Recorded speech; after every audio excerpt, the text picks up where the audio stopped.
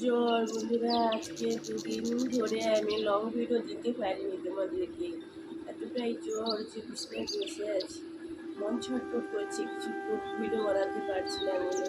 তাই আমি তোমাদেরকে শেয়ার করছি, কিছুটা শেয়ার করছি। আজকে 2 দিন ধরে কী বলবো, আমি স্নান কি জিনিস করিনি, চুপচাপ করে আছি, কিছু করিনি। এমন কী বলবো বন্ধুরা, কিছু বলার নেই। জানো তো শরীর খারাপ, আজকে আমার শরীরটা খুব খারাপ।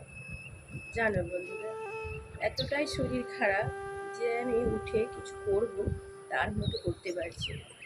এই শরীর খারাপের সময় মানুষ বুঝতে পারে কতটা কে আপন কে পর, তাই না?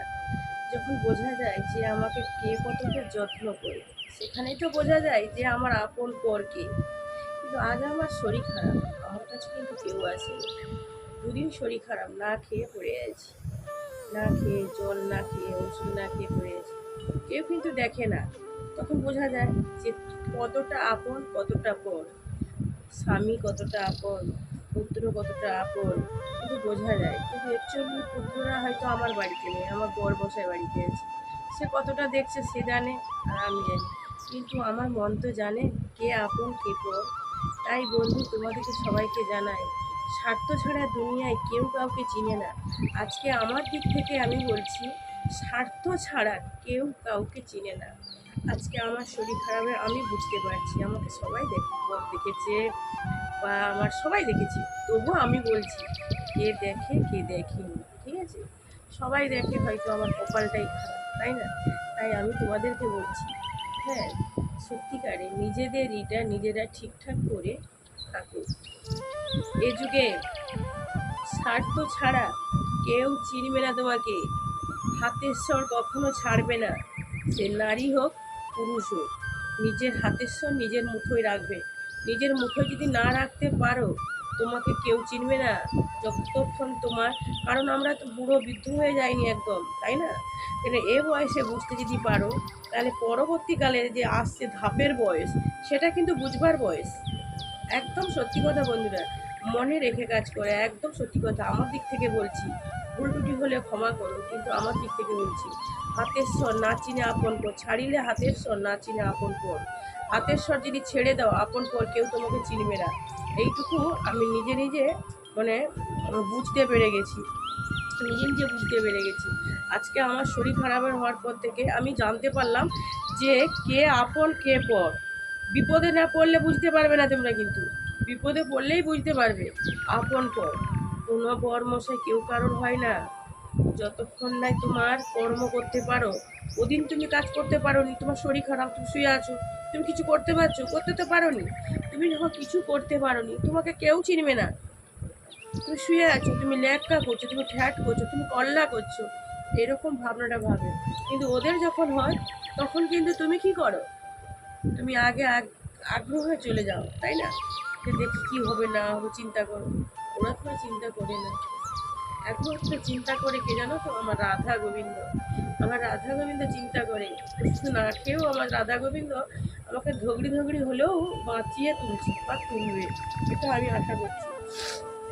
তার জন্য বলছি তোমাদেরকে যে ছাড়িয়ে হাতের স্বর নাচিনে আপন পর। আর বিপদের মধ্যেই জানতে পারবে যে কে বন্ধু কে পর। এর জন্য বারবার বলছি বন্ধুরা, সতর্ক থাকো। না স্ত্রী না পুরুষ, সবার ক্ষেত্রে একই কথা আমি বলছি, একই কথা বলছি। কেউ কাহারও নয়, ভাবিয়া দেখো মন, কেউ কাহারও নয়। একমাত্র আছে শুধু শ্রী রাধা, শ্রী গোবিন্দ, শ্রী রাধাকান্ত, শ্রী গোবিন্দ। এছাড়া আমার আর কেউ নেই। আমি শুধু এই পৃথিবীতে এসেছি, ভগবান ছাড়া কেউ নেই। এই জন্য বলে না, কেউ কাহারও নয়, ভাবিয়া দেখো মন, কেউ কাহারও নয়। একদম সত্যি কথা বন্ধুরা। আজকে আমি বুঝতে পারলাম, আমি দুঃখ না পেলে বা আমি এই জ্বরটা না হলে আমি বুঝতে পারতাম না। সবাই দেখেনি, দেখেছে কি দেখেছে সেটা তার একমাত্র আমার রাধা কৃষ্ণ জানে, আমি জানি না। আমার যে কষ্টটা, আজকে আমি 2 দিন কিছু না খেয়ে পড়ে আছি, কিচ্ছু না খেয়ে পড়ে আছি। তবে তো বুঝতে পারছি আমার আপন কে, আমার পর কে। আমার আপন কে, আমার পর কে। আমার আপন পর বলতে একমাত্র রাধা গোবিন্দ। হরে কৃষ্ণ, উনি ছাড়া আমার কেউ নেই, কেউ নেই।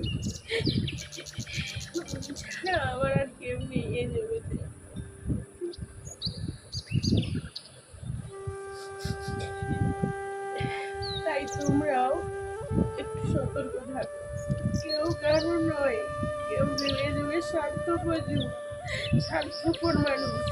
জানো বন্ধুরা, আর কেউ কারো হয় না। আমি যদি নিঃশ্বাসটা আবার চলে যেত, এখন তোমাদের সঙ্গে কথা বলতে পারতাম না। তবুও আমি তোমাদের সঙ্গে কথা বলছি। সারা রাত্রি যখন কষ্ট পাই, কাকে ডাকি জানো বিপদে? আমি এই মশাইকে ডাকি, আমি এই মশাইকে, এই একেই ডাকি।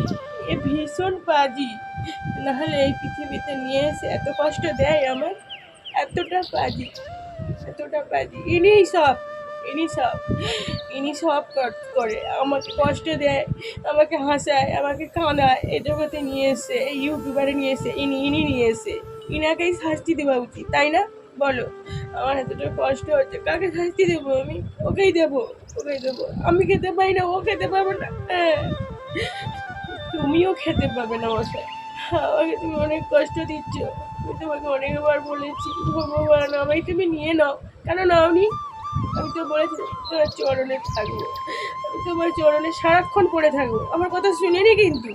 তাহলে উনি সব কিছু, উনি আমাকে আজকে এত কষ্ট দেয়, উনি দিচ্ছে। তাই ওনাকে আমি কি বলে বলবো বলো? এত বিপদে কষ্টে তবু ডাকি, প্রভু তুমি কোথায়? হে কৃষ্ণ দয়াময়, হে করুণা সিন্ধু দীনবন্ধু জগৎপতি, গোপেশ গোপিকা কান্ত রাধাকান্ত নমস্তুতে। তুমি আমাকে কৃপা করো দয়াময়। তবুও বলবো, প্রভু ছিল বলে আমি বেঁচে আছি। বকে লাভ নেই, এ খুব ভালো। আমার কর্মেতে লেখা আছে জানো, না হলে কি এত কষ্ট পায় বলো? আজকে এত জোরে ভুগে না, আমার নিজের শরীরও খারাপ হয়ে যাচ্ছে, কেমন একটা হয়ে গেছে। আমার কর্মেতে লেখা ছিল, কর্মে না লেখা থাকলে কিছুই হয় না। এটা আমার কর্মফল, তাই না প্রভু? এটা আমার কর্মফল, অবশ্যই এটা আমার কর্মফল। রাধে রাধে, সবাই আমার ভগবানকে ভালোবাসে, ঠিক আছে?